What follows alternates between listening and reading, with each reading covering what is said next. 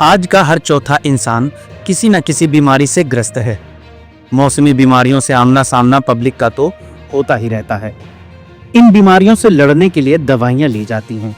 अब जिसके पास रुपए की कमी नहीं है वो तो हर दवाई आसानी से खरीद सकता है, लेकिन आज के समय में भी पब्लिक का एक हिस्सा सही से दवाई नहीं खरीद पाता है और उसकी वजह है महंगी ब्रांडेड दवाइयां।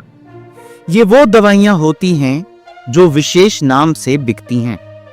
उनका फॉर्मूला तो लिखा होता है लेकिन नाम अलग से भी रहता है। आप ये बात अच्छे से जानते हैं कि डॉक्टर हमें पर्चे पर जो दवाइयां लिखते हैं वही हमें मेडिकल स्टोर से खरीदनी होती है, क्योंकि वो नाम से होती है, फॉर्मूले से नहीं। वहीं जेनेरिक दवाइयां वो दवाई होती है जो फॉर्मूले के नाम पर बिक्री होती है। और ये दवाइयां, ये जो जेनेरिक दवाइयां हैं, काफी हद तक सस्ती होती हैं और आसानी से इसे खरीदा जा सकता है। पर ये जेनेरिक दवाइयां आम तौर पर जल्दी कोई लिखता नहीं है। पर बीते दिनों सुप्रीम कोर्ट में कुछ ऐसा हुआ जिससे भविष्य में सस्ती दवाइयां मिलने का रास्ता आसान हो सकता है। नमस्कार, आज की बड़ी खबर सुप्रीम कोर्ट से आई है, जहां डॉक्टरों द्वारा केवल जेनेरिक दवाएं लिखने को लेकर अहम टिप्पणी की गई है।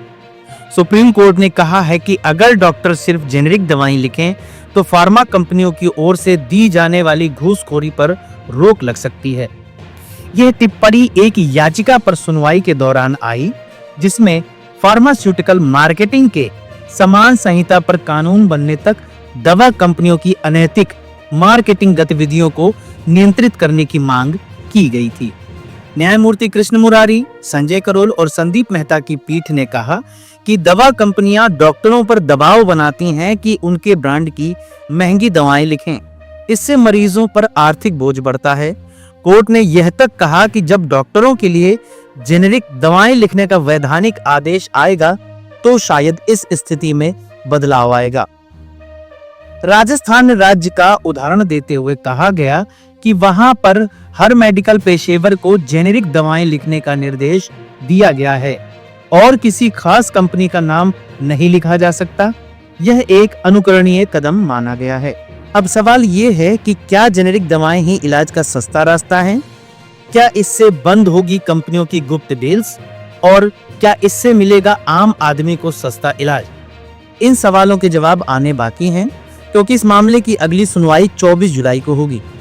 तब तक के लिए आप देखते रहिए अबदनामा, क्योंकि हम रखते हैं आपको खबरों से एकदम आगे।